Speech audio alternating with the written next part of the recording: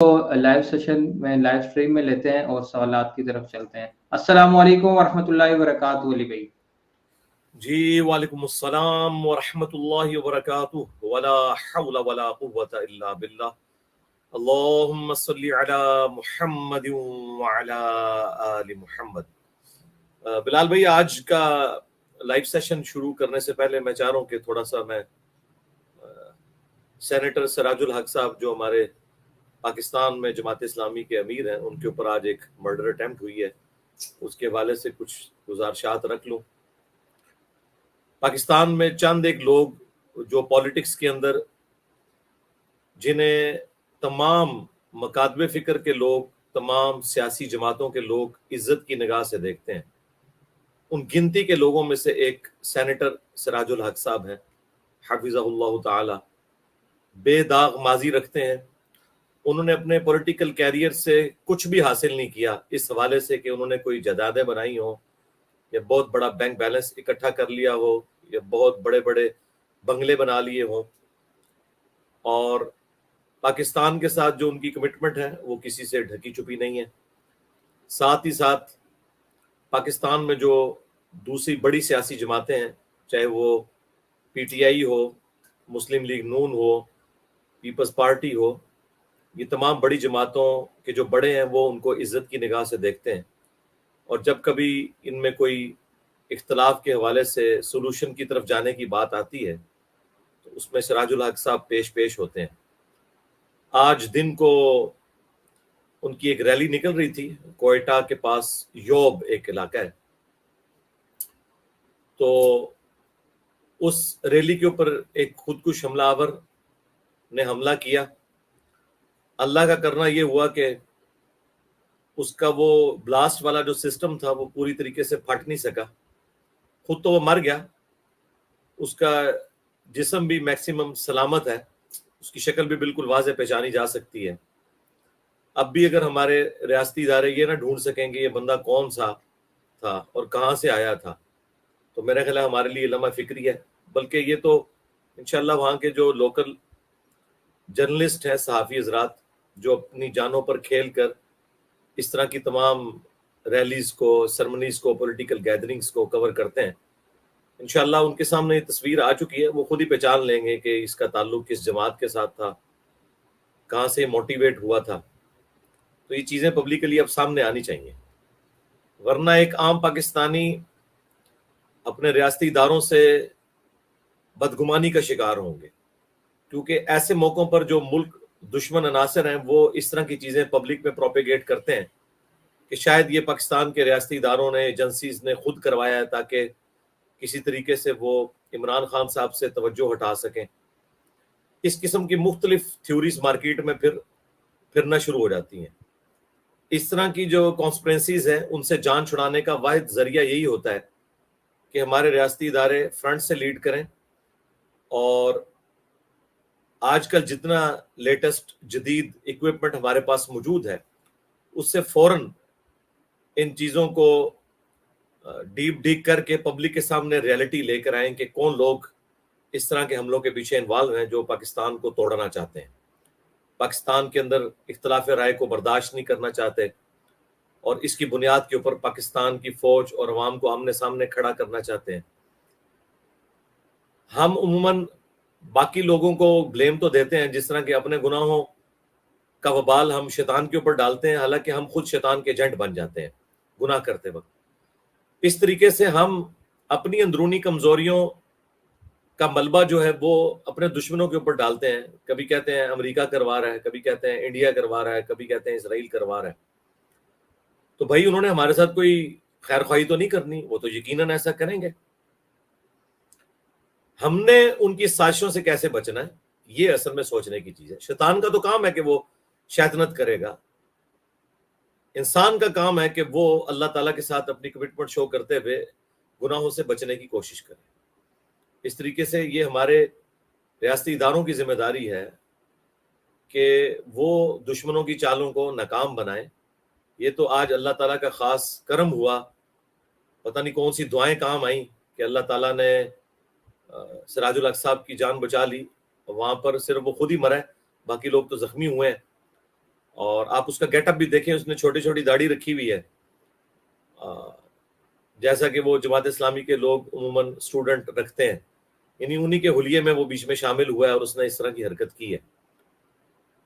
اگر تو یہ کسی مسلمان تنظیم نے کی ہے تو ان کے لیے شرم کا مقام ہے کہ یہ اسلام کی کون سی خدمت ہے وہ یہ کر رہے ہیں، اور اگر کسی غیر مسلم تنظیم نے کی ہے تو پھر ہمارے ریاستی اداروں کا کام ہے کہ ایسے لوگوں کو بے نقاب کریں اور پاکستانی عوام کو ریالٹی بتائیں کہ یہ لوگ پیچھے کار فرما ہیں، تاکہ بجائے عوام اپنے اداروں سے، اپنی حکومت سے متنفر ہونے کے، انہی لوگوں سے متنفر ہو۔ یہ کوئی چھوٹا واقعہ نہیں ہے۔ ایک ایسی پولیٹیکل جماعت جس کی روٹس پاکستان کے ہر علاقے میں موجود ہیں اور ان کے اپ رائٹ ہونے میں کسی کو شک نہیں ہے، اور بے ضرر لوگ ہیں اس حوالے سے۔ افغان جہاد کے اندر وہ ایجنسیز کے ہتھے چڑھ کے اس وقت تھوڑے ڈی ٹریک ضرور ہوئے تھے، لیکن ایٹ لیسٹ منور حسن صاحب رحمہ اللہ تعالی جو ایک مؤمن کامل تھے اور مجاہد انسان تھے، وہ جب امیر بنے جماعت اسلامی کے تو انہوں نے جماعت اسلامی کو at least non state actor Jamaat بننے سے یا اسٹیبلشمنٹ کی بی ٹیم بننے سے روکا، اور اس جماعت کا قبلہ بھی درست کیا۔ اور اس کے بعد سراج الحق صاحب ایک اپ رائٹ انسان ہے اور اچھے کردار کے حامل ہیں، وہ ان کو مل گئے، اور پلس پھر ہماری اسٹیبلشمنٹ بھی ماشاءاللہ کافی لرن کر گئی حالات و واقعات سے، اور انہوں نے اپنے آپ کو اس حوالے سے ایف اے ٹی ایف کی تلوار کی وجہ سے ہو یا ملک کے اندر جو فوجی تنصیبات کے اوپر وقتاً فوقتاً حملے ہوئے جس میں زیادہ تو عوام شہید ہوئی، اس کے بعد پولیس والے، اور اس کے بعد فوجی بھی ہمارے بھائی شہید ہوئے، اور کتنی تکلیف پچھلے 10-12 سال میں ہم نے کاٹی ہے، اور ضرب عزب اور رد الفساد کی برکات کے بعد آج کافی حد تک سکون ہوا، لیکن اب پھر سے یہ بے سکونی والا معاملہ شروع ہو گیا، جبکہ پہلے ہی قوم ہماری ڈیوائیڈ ہو چکی ہے پولیٹیکل ایک سمجھ لیں اختلاف کی وجہ سے۔ عمران خان صاحب کا بھی جو ایک ایشو ابھی سامنے آیا ہے، تو اس وقت تو دشمن اپنی کوشش کرے گا کہ عوام کو مزید بھڑکائے ریاستی اداروں کے خلاف، اس لیے ریاستی اداروں کو ہوش کے ناخن لینے چاہیے اور بڑی سمجھداری کے ساتھ پاکستان کے جو دشمن ہیں، چاہے وہ اندر چھپے ہوئے ہیں چاہے باہر سے ہیں، انہیں بالکل بے نقاب کریں میڈیا کے اوپر آ کر، تاکہ عوام جو ہے وہ ایجوکیٹ ہو، بجائے وہ بدگمانی کرنے کے ان کو ریئل سینس میں چیزیں پتہ چلیں۔ اس کے بعد ہمارے پولیٹیکل لیڈرز کی بھی ذمہ داری ہے کہ وہ اس وقت ہوش مندی کا ثبوت دیں، اور جتنی بھی ایکسٹرا جوڈیشل ایکٹیویٹیز ہیں ان کی مخالفت کریں۔ کسی پولیٹیکل لیڈر کی محبت میں کسی بھی اس جماعت کے چاہنے والے کا یہ کام نہیں ہے کہ وہ قانون کو ہاتھ میں لے۔ جس طرح ہم مذہبی جماعتوں کی ایکسٹرا جوڈیشل ایکٹیویٹیز کو غلط سمجھتے ہیں، ریاستی اداروں کی ایکسٹرا جوڈیشل ایکٹیویٹیز کو غلط سمجھتے ہیں، بالکل اس طریقے پر پولیٹیکل جو جماعتیں ہیں نا، ان کی بھی جو ایکسٹرا جوڈیشل ایکٹیویٹیز ہیں نا، اس کے حوالے سے بھی ان کے بڑوں کو ہوش کے ناخن لینے چاہیے۔ اور میں بڑی خواہش رکھتا تھا کہ عمران خان صاحب جو کچھ 9 مئی 2023 کو ہوا اسے کنڈیم کرتے۔ شکر الحمدللہ انہوں نے کل رات کو اوپنلی میڈیا کے سامنے بڑے دبنگ انداز میں جو ہم چاہتے تھے کہ وہ کریں انہوں نے کر دیا، اور انہوں نے خود کہا ہے کہ ایسے لوگوں کو سزا دی جائے جو لوگ اس میں انوالو ہیں۔ تو یہ بہت خوشائند بات ہے، کیونکہ پہلے تو وہ ڈھکے چھپے الفاظ میں تقریباً اس کی حمایت ہی کر رہے تھے۔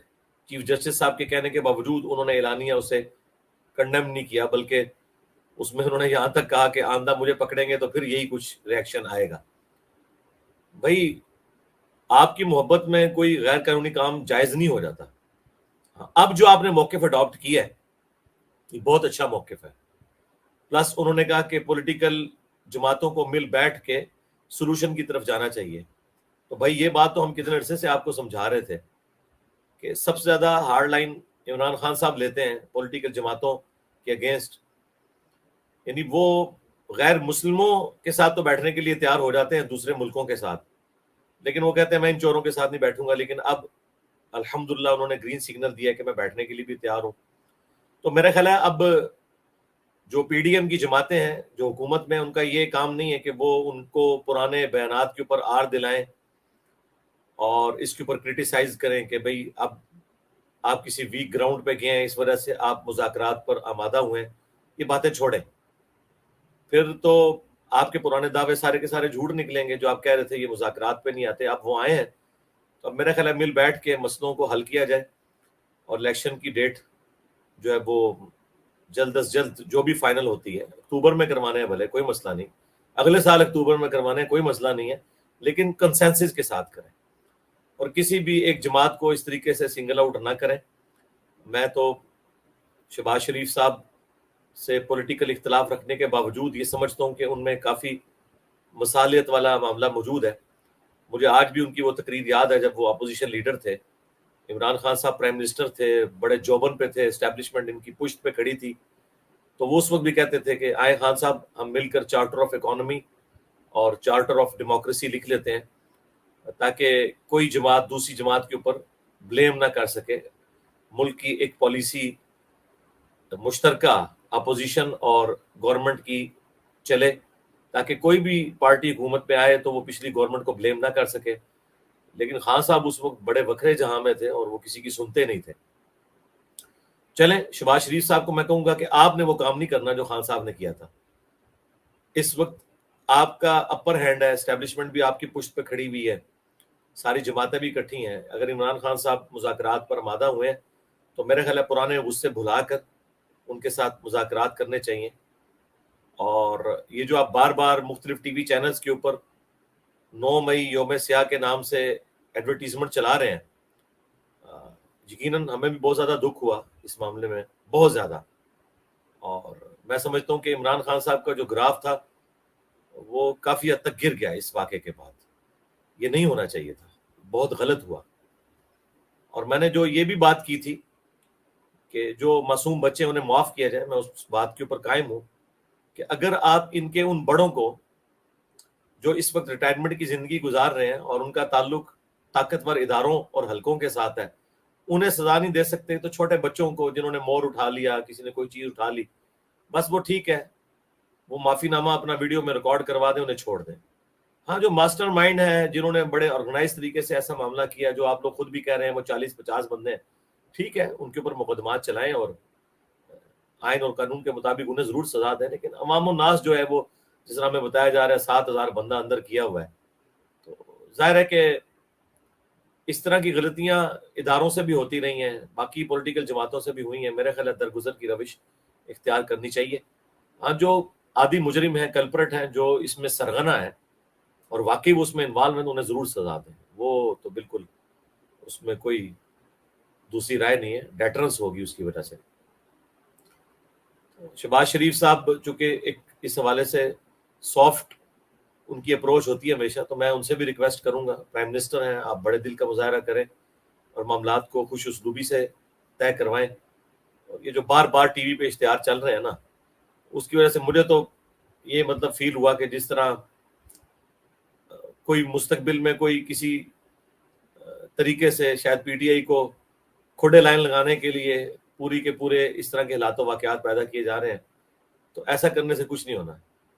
دیکھیں مشرف صاحب کتنے مضبوط ڈکٹیٹر تھے اور وہ کس طرح کہتے تھے کہ جی بے نظیر اور نواز شریف کی سیاست میں نے قیامت تک کے لیے دفن کر دی ہے.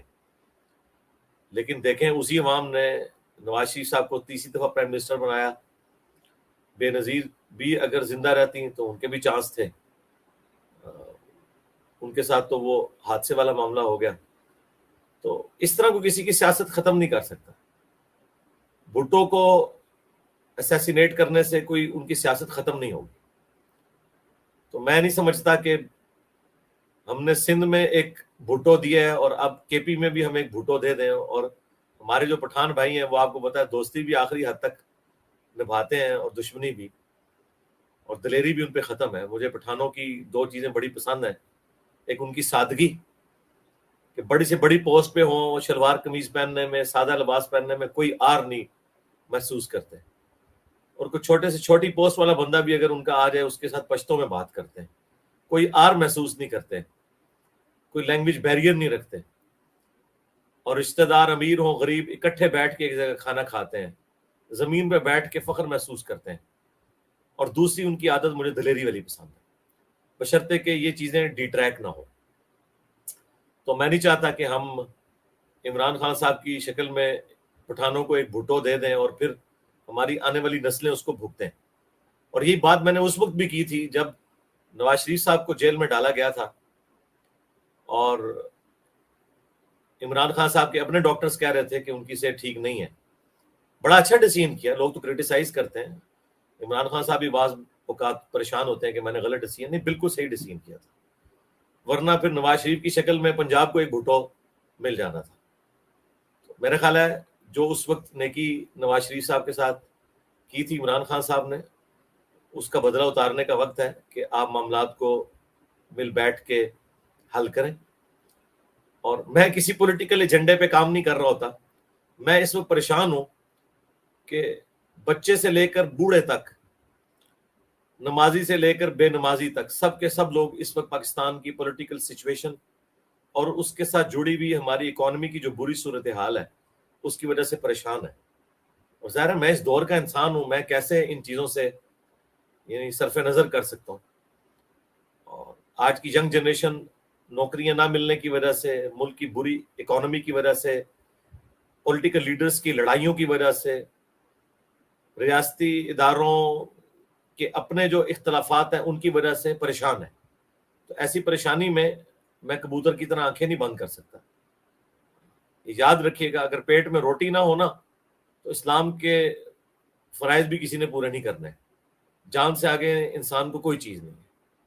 یہ ساری کی ساری چیزیں آپس میں کوریلیٹڈ ہے، اس لیے میں وقتاً فوقتاً ان معاملات کے اوپر بولتا ہوں. آخر میں بات جہاں سے سٹارٹ ہوئی تھی، سراج الحق صاحب کے اوپر جو آج مرڈر اٹیمپٹ ہوئی، اسیسینیشن کی کوشش کی گئی، اللہ کا شکر ہے کہ وہ ناکام ہوئی ہے. اللہ تعالیٰ ہمارے ملک پاکستان کی خیر فرمائے، پاکستان کی عوام کی خیر فرمائے، یہاں کے پولیٹیکل لیڈرز کی، ریاستی اداروں میں جو لوگ قربانیاں دے رہے ہیں ان کی خیر فرمائے. باقی دوسرے مسلمان ممالک میں بھی جو لوگ حق کے لیے کھڑے ہیں، اللہ تعالیٰ سب کی حفاظت فرمائے اور اس دنیا کو امن اور آشتی کی جگہ بنائے، رہنے کے قابل بنائے. ہم تو بس دعائی کر سکتے ہیں. سبحانک اللہم و بحمدک، اشہد ان لا الہ الا انت، استغفرک و اتوب الیک. اللہم صلی علی محمد وعلی آل محمد واصحاب محمد وازواج محمد اجمعین الی یوم الدین. جی بلال بھائی، اب ریگولر اپنے کوشچنز کا سلسلہ شروع کریں. میرا خیال ہے کل آپ کے 20 سوال ہو گئے تھے اور 22 وہ بھی باقی ہیں. اس کے بعد سسٹرز کے سوالات بھی انشاءاللہ ہم لیتے ہیں. جی بسم اللہ الرحمن الرحیم. کوشچن